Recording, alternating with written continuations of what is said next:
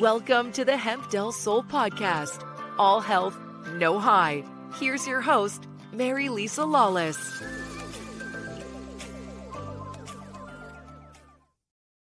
Oh, hello, Marilisa Lawless. Good to see you, as always. Welcome, everybody.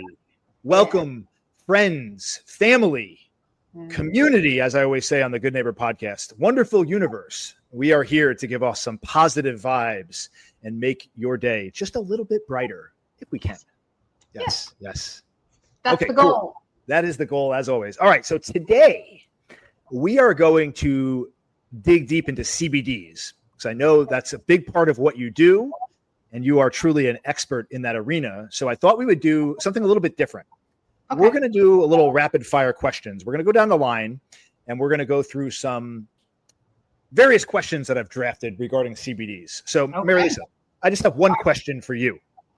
What's that one? Before we start. Okay. Are you ready? I am absolutely ready.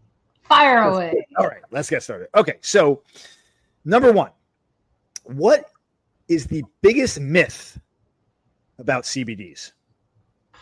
That it's a drug. That's the biggest piece, is that it's a drug and that it is marijuana. Those are the two pieces. So people confuse hemp and marijuana all the time because they're both cannabis. So it gets lumped together. I like to look at these things. So ever since I started on my journey with plant medicine and these different healing modalities, I kind of, the way I frame it in my mind when I take, and this is just, we're just playing semantics here, but I think this is fun exercise. When it comes to the distinction between a drug and a medicine, right? In my mind, this is how I look at it. So like I see cannabis for me, not as a drug, I see it as a medicine. Mm-hmm. And the way I look at it is, if I'm taking something for a quick fix, for a Band-Aid, for a it's more of a drug. But if I'm taking something kind of with intention for my personal healing, that kind of thing, I look at it more of as a medicine. That's just how I talk about things. I know, take it or leave it, for better or worse, but that's just how I look at it. So there's a lot of things that others might consider drugs that I look at more as medicines. That's just me. Yeah. No, but it is actually a cultural shift that's starting to happen. Mm-hmm. You know, as we become more comfortable with marijuana and start to see the medicinal benefits of marijuana or cannabis in general. There's many people that are starting to make that shift, that that's the real medicine. Plants were the original medications.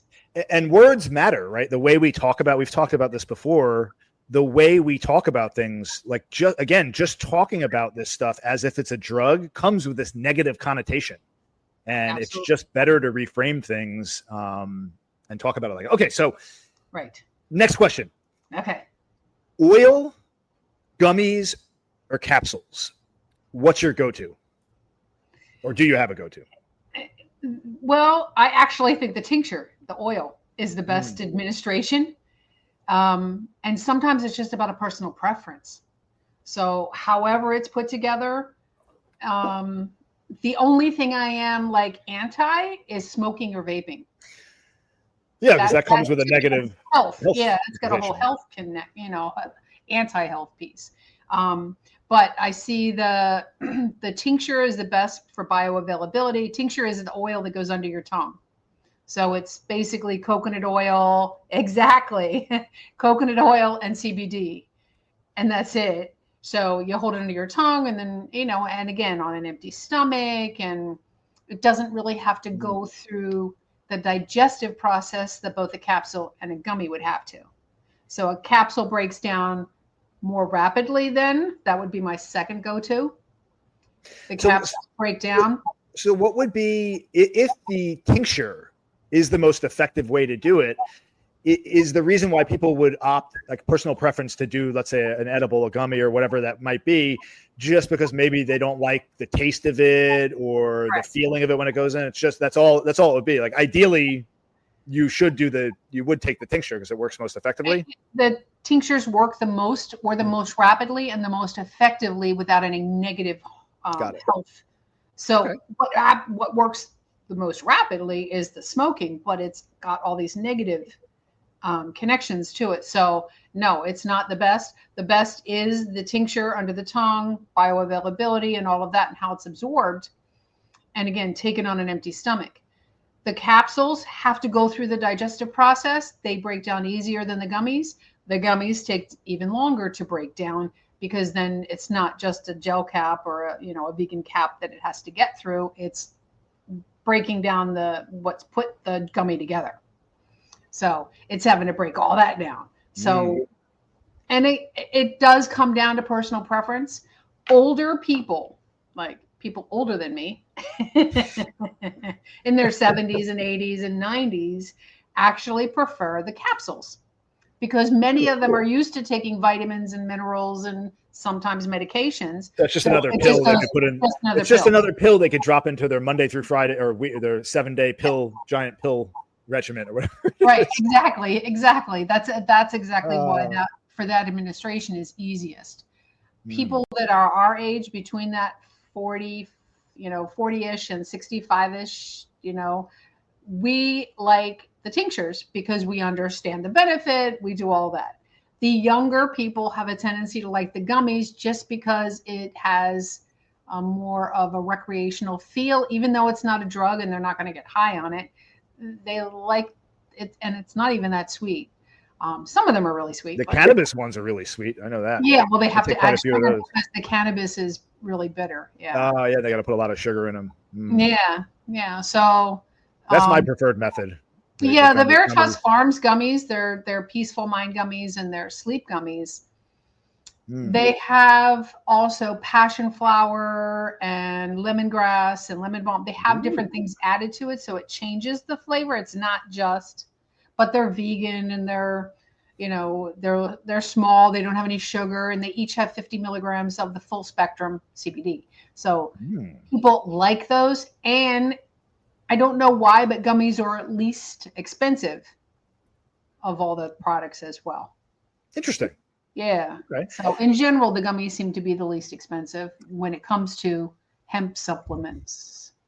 Speaking of calming effects and helping with sleep, can CBD, this is the next question I got for you, can CBD really help with anxiety? Right? Because I think a lot of people, people that are unfamiliar, they hear that like, I know for me, like anyway, my personal experience in working with cannabis, and I know this is true for many people, cannabis can actually in many cases induce anxiety because it's an intense feeling and it can create that panic. What about CBD? Is this really something, and I know we've talked about this on previous episodes, and I know it does, but I just want to get your spin on that. Like, how does it work to reduce anxiety? Well, it works in the brain. It works on what we all have as an endocannabinoid system. So on those particular neurotransmitters, it triggers that, and it seems to create different effects in the brain, which then helps to bring down the anxiety. So it works on inflammation and anxiety, according to all of the studies and the anecdotal. I have 1,000 different people have come through my doors over the years, and I've never had anybody tell me it didn't work on their anxiety. And if you take care of the anxiety, it often helps with your sleep. There's some of the sleep products have an extra ingredient that's from the hemp plant called CBN. CBN is specifically for sleep. So a lot of the sleep products will have that added to it. So it adds, a little bit extra for sleep itself. But at the end of the day, they all seem to help with anxiety. They act on the dreamy receptors. Yeah. So speaking also of sleep, how long does it usually? And obviously, this depends on the method. We talked about the tincture versus the gummies. But like, if you're going to take something for sleep, with the tincture, for instance, is that something that I'm getting ready to go to sleep? You want to take like 15 minutes before sleep, a half hour, an hour? No. Same thing for gummies. Do you want to take it hours before? What's the timing? How long does it take to kick in? Again, because of how they're absorbed in the body. The tincture, you take the tincture get yourself ready for bed and get into bed. So Okay. 15 minutes. It just goes right. Yeah. Yes. The next is the gummies or even the capsules. I don't think I have any capsules for sleep. No, it's just the gummies or the tinctures. And I haven't actually seen any capsules specifically for sleep. But really? I wonder why that is. That I don't know. I just thought of that. Get some sleep capsules going, baby. Gummies, you take about an hour before bed because it still has to go through the digestive process. So you take your gummy and you use it as a way to start getting ready for bed. So having good sleep hygiene also helps with better sleep.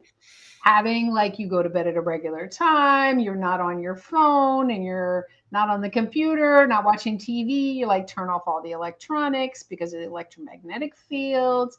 Yep. You know, you start to wind down about an hour before bed anyway.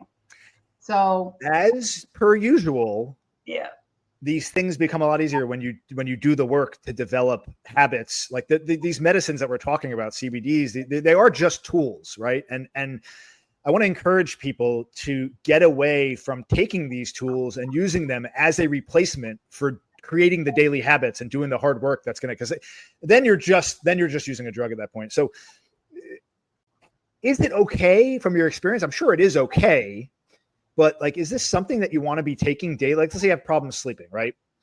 Do you want to be taking the CBD every day for the sleep if you're not doing the other thing? Like, right? If you're not doing do you want to use it as a crutch like behavior? Yeah, because there's like a fine line between these two things, right? It becomes very easy. We're human beings and we're creatures of habit, and we tend to go towards comfortability. So if there's a way for us to take a shortcut, and not, and scroll on your phone before sleep and get all the blue light and all that crap, and then just take the gummy, well, what the hell, right? Like, is that negative in your mind to do that? Should somebody be moderating their intake when it comes to taking it for something like sleep or their anxiety? Well, there are people that will just take it. They just take it. They don't try to change any of the other behaviors. And that's no different with anybody else that's used to taking medications. Yeah. It just has less side effects. Most medications have side effects. The CBD doesn't seem to have the same side effects. It only has the positive. It's sort of like vitamin C. It doesn't really have any negative to take too much. So the answer is yes, you could take it every day. It doesn't have any side effects, but you should also develop daily habits and do things that are going to increase your, and then maybe you don't need it every day after a while, or maybe you do, but it's not going to hurt you. No, I've had people come off of it. I've had people stop and say, wow, those couple of months that I needed it, it was amazing and wonderful. And I'm so grateful that, I've gotten all these other things in line in my life and I don't need it. Because as a marriage and family therapist, as somebody who's dealing with people's trauma and anxiety and all the things that are going on in their life on a regular basis, I'm offering people skills to deal with the specific behaviors that have been impacting their sleep or increasing their anxiety or making their bodies not work to their optimal, at their optimal. So when people are coming to me, they're working on both at the same time. Well, win-win situation. It is. It's a win-win for people. I could only imagine, just like anything else, if you take it regularly, the body will ultimately develop a tolerance and you need to take more of it. Or is that not the case with CBDs? Because I can see if you take it every night, at some point, it's like, hey, it's not working as well. Maybe I'll take 2 of them. And then it can become a thing where you're just like, eventually it just doesn't work for you. No, and I do know people that will stop taking it for a period of time because they're concerned about that. Okay. But I've yet to see any studies where you actually develop a tolerance to CBD. I've seen studies where people are developing tolerances to THC, but because guilty hemp isn't okay, but and exactly, hemp is not a drug; it's a supplement. So, I take magnesium every day. I take vitamin C every day. Not together; they don't go together. I take vitamins every day, and I probably will for the rest of my life because it keeps me away from medications. It keeps me healthy. I eat a decent diet. I try to get exercise. Maybe not as much as I need to get, but that's we're all a work in progress. But the CBD, I've never had anybody develop a tolerance over the, and my experience has only been since 2018. Seen anybody develop a tolerance. What I've seen is that people get to a place where it's like, oh, I didn't need it tonight. I don't need it every night. I don't need it every day. Oh, my anxiety's in better order. Oh, I'm actually feeling like I've got a little bit more mobility, and wow, because the pain has decreased, I'm sleeping better. Because the anxiety is down, I'm moving through my day easier because I've added meditation. I've added, doing other things. So yes, it's a supplement. It's not a drug. People don't become addicted to it. I think that is a very important distinction and a way to frame this and look at it from the outside if you don't have an experience with this, because I think I'm guilty of looking at it, of being one that looks at it more like a drug, but it is just that, right? It is a supplement, right? It's right. just like you said, it's very similar to daily vitamins. It has that low of a risk factor associated with it, if anything, right? Like there's no cases of anybody getting hurt from CBD that I'm aware of. Sleeping better, people sleeping. Yeah. Okay, next question. Go for it. Full spectrum versus isolate. What's the difference? Full spectrum means that it has all of the ingredients of the hemp plant, meaning that it's got what people are looking for or listening for is the THC. So in this country, it has to be less than 0.3% THC, Delta 9, in order to be legal, federally legal. And when it's federally legal, it's because they consider it to be a supplement, not a drug, and all that good stuff. So some of it's just political. Hold on. So the strains of cannabis that I get with 28% THC or whatever it is, those are not supplements? Those are not supplements. Those are actually. Dang, I thought I was taking supplements every day. Oh, what am I doing? Well, okay, what they have started to do with the 28%, ones that are 10 and 10% and 30%, 40%, they're adding CBD to it. They're adding CBD to those products because they know that it's the CBD that's really the most helpful. I honestly believe, and this is just my belief, the THC and the marijuana just makes you uninterested in what's going on. It doesn't actually fix it. It does wonders for your creativity, though. Like it's done wonders for my musical inspiration. I get inspired all the time from it. That's one of the main reasons. And they have many different strains, so you can find something that will do, basically anything you want. And that's the whole thing with sativa and indica. And hemp is considered an indica, which means it. Is it really? In the marijuana industry, they say indica means indica couch, and that's how you know it. Love my indicas. Yeah, but hemp is considered an indica because it is not something that gives people energy or things like that. It's really just and they're cloning more and more of the hemp plants to have other ingredients as their primary. I heard that they were doing cloning with CBG. CBG is another ingredient in the hemp plant, where CBD has been the primary ingredient. They have isolated the CBG, which they believe is a stronger, more powerful anti-inflammatory, and that they want the plants then, and because they can clone and they make all these different little hybrids, like they have with the marijuana industry, where they've made all these different strains. They're creating strains, so to speak, that are CBG prevalent, that they're more with CBG. CBD. I know, CBN. CBF, CBH, we're going down the whole alphabet here. Okay, so full spectrum, got that. What about the isolate? Okay. So the isolate is on the other side of that. You tell me. I don't want to. Where it takes everything out. There's nothing else in it except CBD. Okay. And some people, I do carry that product as well. I carry that in a tincture form. I used to carry gummies, but they weren't. Several companies have stopped because they didn't find them as effective. So the CBD isolate is really for people that are terrified of even the trace amount of THC. So worried about a drug test, that kind of thing. Right. Well, and it's not just a drug test. It's a specific drug test. So people that take the isolate are the ones with a CDL ones that work for the federal government. It is so interesting because the federal government, that's federally legal, but the federal government has said no. So the isolate are the people that are in professional sports. So as professional sports, people that are in drug rehabs, they'll take CBD, but they want to take the isolate so that there's no opportunity that they would ever test positive. Yeah. The challenge is for anybody that has smoked marijuana that they're trying to shift it to CBD, they can still test positive for up to a year afterwards because THC gets stored into the body, it's in the adipose tissue. Yeah. So if you stop cannabis, you have like fatty deposit, you have some trace, and if you keep taking the CBD with a little bit of THC in it, it keeps it kind of stimulated for extra time. No.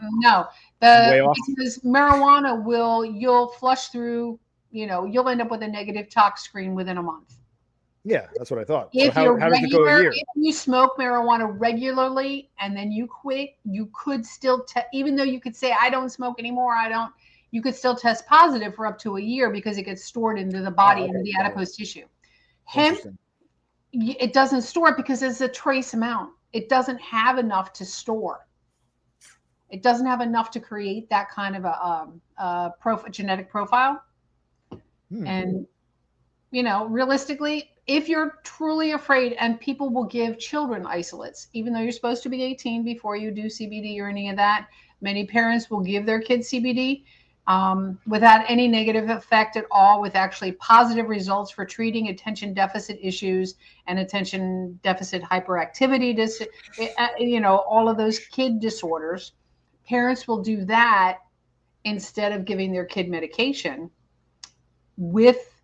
they've reported. I've never had a parent say, it didn't work. Every parent that's ever done it has said, where can I get more? Yeah. That they actually want to keep purchasing it because it has been so effective for helping their kid function well in school. And that's what most parents want. We are so inundated with information and, all the things that are coming at us with electronics. Many kids have attention issues. Many kids have hyperactivity issues because they don't ever get any downtime. They're always on like this, like what we're doing. It's always on the screen. It's a real problem for sure. I know myself, like I've become, like many others, super, super hooked on the phone. It follows me everywhere. I started leaving it. Like I'll put it away. I get up in the morning, I leave it upstairs charging. I don't even look at it now for at least, I try not to, for at least a half an hour after I get up. That's the last thing I need to do. I see people all the time. I don't see them, but I know that people get up. The first thing they do is they roll over, they grab their phone, and they're scrolling on social media, looking at. It's like, how could that be good for you anyway? It seems so toxic to wake up like that. Like I want to go out for a walk. I want to go sit in the sun. I want to go meditate. I want to chill. No more craziness in the morning for me, please. Yeah, it is. It's awesome to be able to do that. I know I'm guilty with the phone. I have a tendency to turn my phone off at night so that it's off in the morning, even when I get up. And I don't need the alarm anymore, right? Like as you get older, you get to a point where your biological clock, like it wakes you up regardless. Like, unless I got to wake up at like 5 o'clock, like I'm getting up every morning at 6, 7. Like I'm not. Yeah, no. And if I have to set an alarm for whatever reason, like take somebody to the airport or whatever, I don't sleep well that night because then I'm waking up every hour. You have anxiety about the fact that the alarm is coming. You need a gummy for that. Jeez. Yeah. Marilisa, what's one mistake that you see people make most when they try CBD for the first time? Oh, I tried it. It didn't work. They take it like one time. They take it once and it doesn't give them the magical instant gratification, instant effects that they're looking for. And they think that, So I do a lot of education when anybody comes in or calls me or wants to know, tell me about this stuff. It is not a drug. You need to take it regularly. You need to take it every day, preferably at the same time. When somebody is first brand new, just starting it, I tell them, give yourself a week. So within 3 days of taking the dose that you're taking, and I tell people to go low, go slow, go low. That's, where I say go slow, go low. Start with a low dosage. Give yourself 3 days of taking it at that dosage to see if it works. If you don't notice any change or you don't notice enough of a change, increase it. And because everybody's different, you have no idea what is your dose. And just I can give you my family. Like mine is low. I don't need much at all. I will randomly take a gummy because my life pretty much flows. I don't really have a lot of anxiety or stress. I mean, other than like somebody selling the building and moving into a new place, moving there. My anxiety was a little high. But in general, I'm pretty chill. I mean, you've known me a while, I'm pretty chill. Mm-hmm. So if I take something, it's a very low dose. Family members, I've got several family members who take the highest dose. So what is the highest dose? Is there too much? Like what happens if you took like 10 times the highest dose? Is there any negative consequences, or it's just the same as taking too much of a supplement, a vitamin? Like obviously too much of anything can create problems, but is there too much?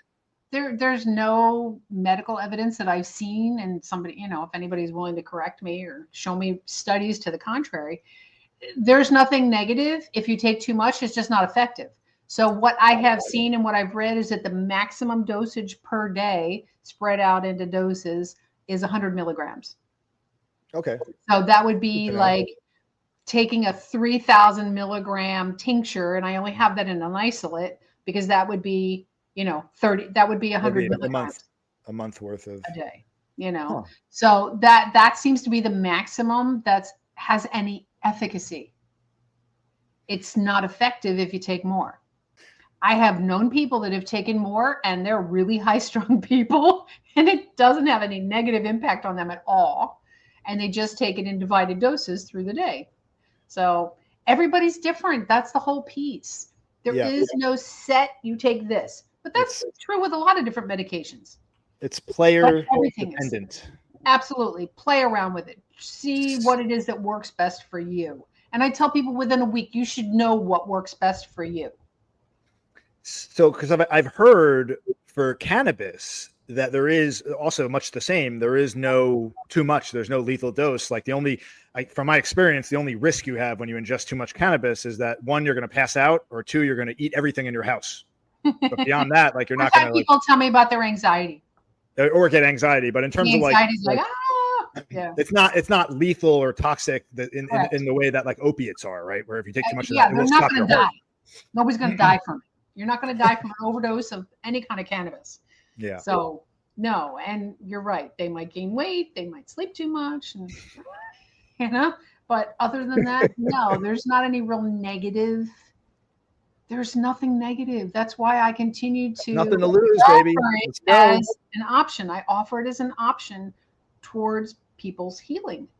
When people are trying to heal the things that they've come in to talk to me about, it's just one of the options. The crystals, the essential oils, lavender. I'm a big lavender person. Meditation. There's so many different things that I offer to people, and it's find something that works for you. Indeed. Talk to mediums. I have mediums. I actually have a tarot card who's a tarot card reader who's also a medium. She's here in this office on Fridays now from 1 to 5. And cool. She's really awesome. So she'll be here actually later today, since today is Friday. And I just love watching her work. When I've seen her work, it's like, oh, that's really cool. Because she just starts flipping cards and telling you a story. And it's like, whew, I've had many people walk out of my office crying because they're like, wow, that was so powerful. That was so spot on. That was like, oh, I really need to make changes with my life. It's just interesting. But I'm open to anything that is helpful. And if any of the energetic healing that I offer here is a service, if none of that works, I work with Greenbrook. Greenbrook does the esketamine.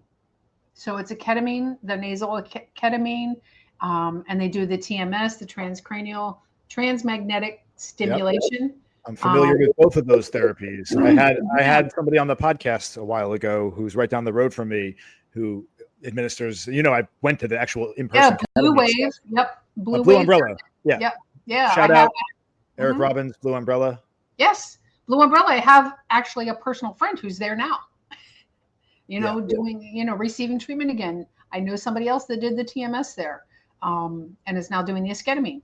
I know people at Greenbook and Blue Umbrella. They're both local. They're both providing very similar service. They provide the same services. And some of that's just about what is your insurance cover, because that's where you start to get into some of it as well, because insurance doesn't cover metaphysical treatment. Insurance doesn't cover aromatherapy and hemp and tarot and oracle card and mediums, and it doesn't cover any of that, but it is a healing modality. And that's the sad part, that it doesn't offer any. There's lots of medical stuff that it does help with. I'm reading Edgar Casey's life story. That's a whole other that's a whole other story. A whole other story for a whole other day. Yes, indeed. So, any other questions? What else do you want to throw at me? All right, one last thing before we wrap up here. Okay. Just one, and you may have already touched on it, but touch on it again in case anybody missed it. The one thing that you'd like everybody to know about CBD. It is not a drug. It's a supplement. Nobody's ever overdosed on it. Nobody's ever had a bad trip. It's just an option. At the end of the day, it's just an option. There are many. Indeed. Okay, well, let's leave it at that. Everybody, thank you so much for tuning in. Let us know in the comments, what was your biggest takeaway from this episode? We want your feedback. If you have any questions, please let us know. We'll be sure to answer them on future episodes. Yep. We thank you all for joining us on this magical ride into CBD land today. And we will catch you all next time on the next episode of the Hemp Del Sol podcast. You like how I did that little slow down? The next episode. Slow jazz. Slow, smooth. Everybody stay blessed. Have a wonderful day. Have a wonderful weekend. Have a wonderful month. Have a wonderful year. And we will catch you next time. Take care.